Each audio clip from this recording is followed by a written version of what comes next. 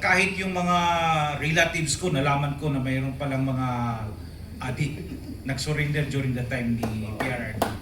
Ano talaga ang pinagagawa nila sa atin? Anong nagawa nila sa atin? At saka anong magagawa nila sa atin? Hindi ibig sabihin na Duterte, follow na lang tayo, support na lang tayo. But on my part, nakita talaga natin kung ano ang pagkakaiba. Kahit yung mga relatives ko, nalaman ko na mayroon palang mga adik nag-surrender during the time ni PRRD. So, yun ang hinahanap-hanap natin na sana bumalik. Dok, tama po kayo dyan. Talagang effective. Iba yung dating niya eh. Kasi yung ramdam ng tao na hindi ito nagbibiro, tututuhanin niya yan. Pero ngayon, grabe, ang daming mga ginagawang mga activity to stop drugs. Yung galugad, mga galugad for life yan, forever, pero walang susuko. Walang sumusuko eh. Kaya presidente dati ay sumuko dahil alam nila hindi kailangan galugarin. Dahil talagang he is not joking. Ang lakad niya ay yung sinasabi niya. He walks the talk. Dito ngayon, puro photo ops, puro pabibo, puro Jollibee. Alam niyo kung bakit puro Jollibee? Pabida. Wala na makain ng Pilipino, nagpapabida pa. Yung ilan dyan, nag-uniforme pa na akala mo, susugod sa gera. Eh, hindi nila alam ng taong bayan, sanay na. Dahil matagal na tayong nagugutom at niloloko. Hindi pa, wala pang crisis sa ginawa nila dun sa dating administrasyon, na pati batas hindi kinilala, hinuli yung dapat hindi hinuli, at ang batas ay doon nila pinahawak, hindi sa ating bayan, doon pa lang gaguhan na. Diba? So, eto, isa pang tanong, Kong, Dok, salamat po Mamaya may tanong po sa inyo. Medyo hard ang question, but I know that Kong Mike, kayang-kaya niya to. Sa dami ng pinupukol sa kanyang tanong, alam mo kung bakit? Alam niya eh. Mahirap yung scripted. Maiiyak ka talaga dahil di mo na-memorize. Diba? Kung Mike, if a member of your coalition, itong ating rage, medyo malawak to, attorney, yung rage, biruin mo, 750 coalition, and many more pa is lalahok pa. Dadami pa yan sa galit na nadadama ng Pilipino. So, expect natin na umabot siya ng libo-libo. Parang just na yung gumagalaw dito eh. Ginagamit lang yung mga tao at mga leaders na nangunguna dito. If a member of your coalition, Kong Mike, is accused of corruption, will you act against your own? If a member of the coalition is accused of corruption, definitely po. Well, paano ko ba sasabihin to? Alam niyo naman ang coalition is not hindi naman to isang formal organization in a way na sumama kayo para tayong nagkakasama-kasama, nagpirmahan tayo, and we have a memorandum of understanding kung ano yung pagkakaisa natin, kung ano yung tinutulak natin, and one of which is the fight against corruption. So talagang siyempre, pagka yun ang naging problema, kailangan nating address yun. So,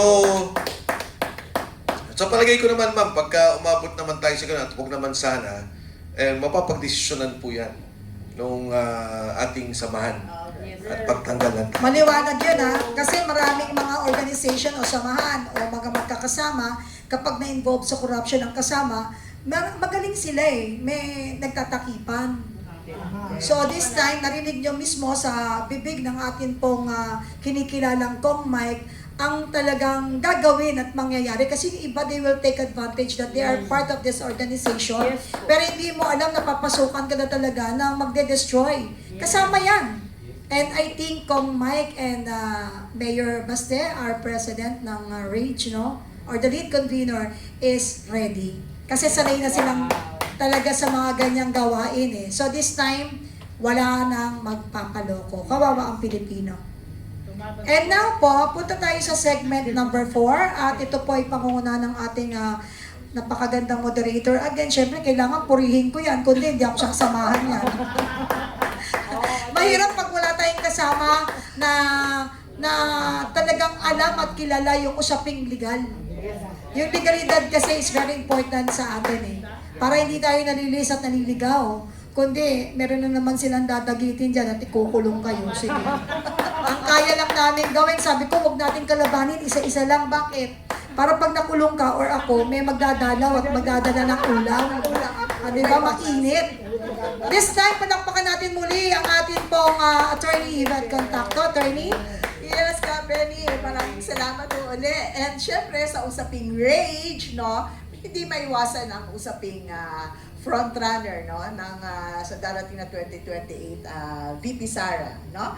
And therefore, ang aking tutuunan ngayon ng aking katanungan ay si Dr. Trumata.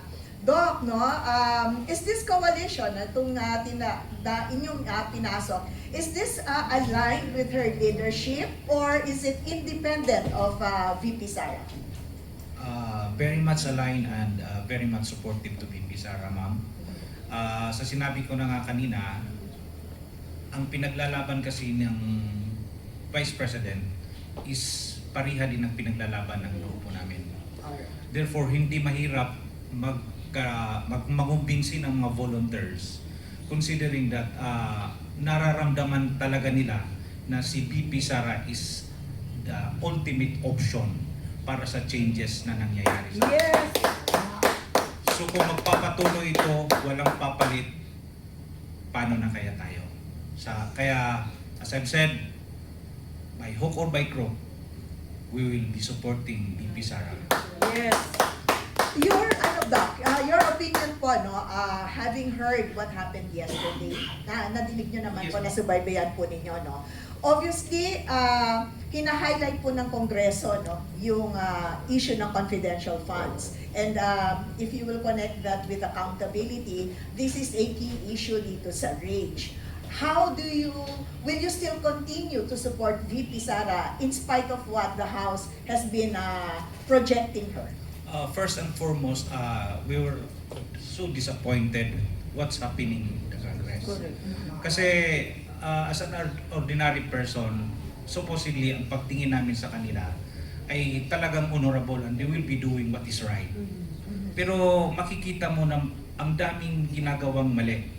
Kahit yung painting lang, masasabi mo na gawa-gawa lang talaga. How much more itong sinasabi natin regarding sa confidential fund na wherein cleared siya ng COA, wherein si studies nga ni Kung Mike, ang daming mga departments within the government, ang daming mga unliquidated advances. Mas malaki pa at saka questionable pa. So yung hindi naman mabibigyan ng good clearance itong si BP kung hindi talaga ginagawang tama. I've been in the government for several years. I've been the provincial health officer of Southern Leyte. So alam ko rin kung ano ang proseso ng gobyerno. At I know that BP is in the right track at lahat ito ay gawa-gawa lang. As I've said, very much disappointed po kami sa pinagagawa ng ating mga honorables dyan sa Yes. Congress. Okay. Yun yung malinaw yung yung tinalakay ni Gov. Trumata, no, na mas malaki pa, no, ang papel ng gobyerno nito, no, compared dun sa ginagawa ni VP Sara, no. And yet, tila hindi nga accountable, no. Masyado lang sila nakatutok sa 2028. Hindi ba? That is the accountability he was looking for. And yes, Doc, continue Saka, po. if I may add, ma'am, the more they're doing it to BP Sara, the more na nagkakaroon ng simpatiya yung tao. Just like me. Lahat gagawin namin para ma-protect siya, and then lahat gagawin namin para manalo siya. And Doc, would you say this is blind loyalty or are you talking about fairness and equality? Fairness po, kasi sinabi ko nga, alam natin na gawa-gawa lang ito lahat, at alam natin na demolition to para sa kanya because she is ang hope ng karamihan at saka siya yung parang magiging deterrent para sa mga masasamang tao na nasa gobyerno. Well said, Doc. Well said. This question po, either Kong Mike or Doc, you may answer this. Can a coalition tied to a political figure still claim independence and credibility? if you are going to align with VP Sara? Well, number one, we are not claiming independence. Wala ko kami kiniklaim na independence. Ang sinasabi namin, nauna kayo. You filed an impeachment case kay VP Inday Sara, inuna nyo yung politika, gusto nyo siyang tanggalin para wala kayong kalaban. So therefore, tataya din kami. Kami tumataya dahil gusto namin makulong yung mga nagnakaw, maging accountable sila, at ang nakikita namin na magpapagawa lang nito ay yung taong walang flood control insertion, si VP Inday Sara. Doc, would you want to make a comment on that? Very much agree na lang ako kay Kong. Yung idol ko. Talaga. Okay, and therefore, so what you're trying to say is that this Rage Coalition is not personality driven. Well, actually, ma'am, it's personality driven because medyo, tinanong ako bakit personality driven, Mayor Baste? Wala tayong magagawa, sabi ko. Si Mayor Baste ang kinikilala ng mga organisasyon, may paninindigan si Mayor Baste, ang taong to, nag-vice mayor, nag-mayor ng Davao, may kakayahan, at magaling makibahagi sa tao. Hindi lang siya willing mag-lead ng Davao, ng Mindanao, kundi ng buong sambayanan. Kaya kami, tumataya sa kanya. Diba? Kaya itong mga tao, yung mahirap nga yung yung ibang partido Kunyari, anti-corruption, pagkatapos kakampi naman nila yung administration. Kunyari, malinis sila, pero andyan sila sa likod ng administrasyon. Dati never again, ngayon never against. Alam nyo, si Pinoy ay kaibigan ko. Congressman Noynoy Aquino, magkasama kami. Nung siya mag-senador, nakikita pa ho kami niyan. Nung ako'y nasa kabinete. Totoo po yan.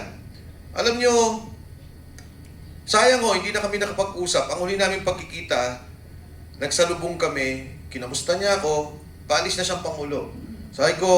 Sabi niya, magkita tayo. Sabi ko, sige, Mr. President. Hindi ko na nga matawag na Noynoy Sabi ko, sige, Mr. President, magkita tayo. May tinanong pa nga sa akin, Dok.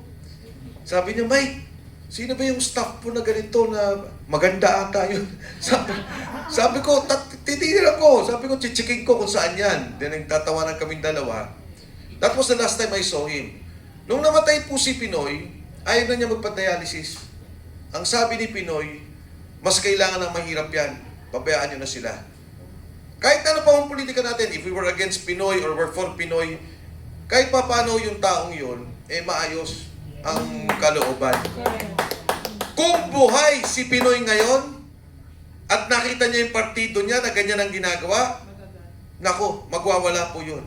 Yung tatay niya, lumaban kay Marcos Sr. Ang akala natin lahat, magbabago, lilinisin ang pangalan.